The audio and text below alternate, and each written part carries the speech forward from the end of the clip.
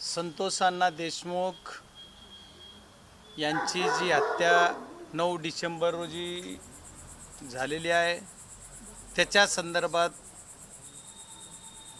मी आपल्या सर्वांच्या माध्यमातून महाराष्ट्राच्या जनतेला काही सांगू इच्छितो।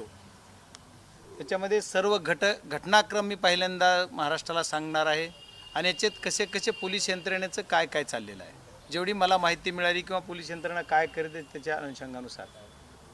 पहिली घटना महाराष्ट्राला, बीड जिल्ह्याला किंवा सर्वांना असं वाटतंय की 9 डिसेंबर रोजी घडली, पण याची सुरुवात कुठं झाली असेल तर 28 मे 2024 रोजी झाली। 28 मे 2024 रोजी एक खंडणीचा